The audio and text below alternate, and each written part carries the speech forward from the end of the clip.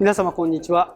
今日のお酒のお話は、お酒を保存するにあたってとても重要なお話になります。とは言っても、瓶の中に入ったお酒に関してはあまり心配する必要はないんですけれども、私たちがお酒を作る段階においては常に悪い菌との戦いなんですね。お酒を作る時には良い菌に働いてもらいたいわけですけれども、悪い菌の方が実はこの空中には多くて、ほったらかしにしておきますと、当然数の多いものが勝ってしまうので、悪い菌によってお酒ができなくて、そのものが腐ってしまうということになります。で、せっかくお酒を作り上げたとしても、そのお酒が常にいい状態であるということは、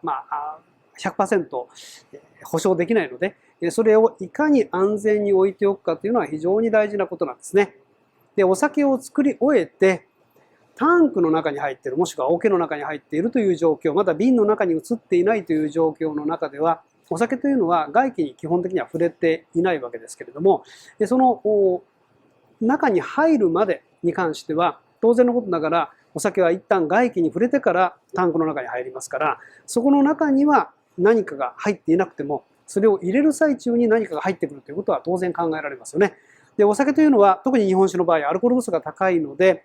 少々の悪い菌に関しては全く問題ないんですけれども、乳酸菌だけが、これが非常に問題で、ちょっとややこしいですね。というのは、特殊な乳酸菌に関しては、アルコール度数が20度ぐらいあっても平気です。そして酸素がなくても生きていけます。で、温度が低い状態だとあまり活動的ではないんですけれども、温度が25度を超えると、その乳酸菌はむくむくと起き出して、お酒の中にある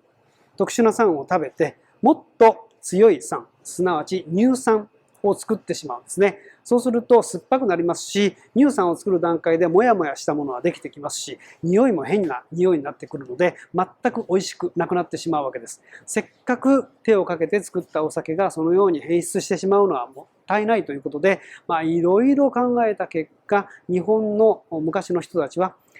加熱殺菌というのを考えついたんですね。で、温度を高くするとお酒の成分が飛んでいってしまうので、煮切り酒のようなものになってしまいますし、温度が低すぎるとまた濁ってしまう。どれぐらいの温度がいいかというと、60度で30分間ぐらい温めたらちょうどいいという今の基準でいうところに落ち着いていったわけなんです。で、これを今に至っても私たちは使っていまして、火を入れるという方法で日本酒の保存にその方法を用いています。じゃあ片やワインはどうかというと、ワインは加熱処理をするところもあるんですが、ほとんど加熱処理はしません。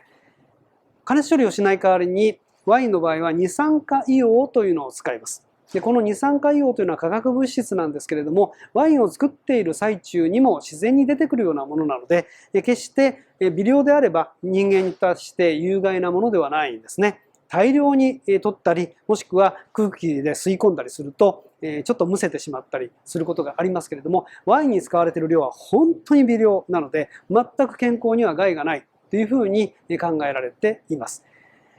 ワインの場合は加熱処理をしない代わりに二酸化硫黄というもので外敵からワインを守っている。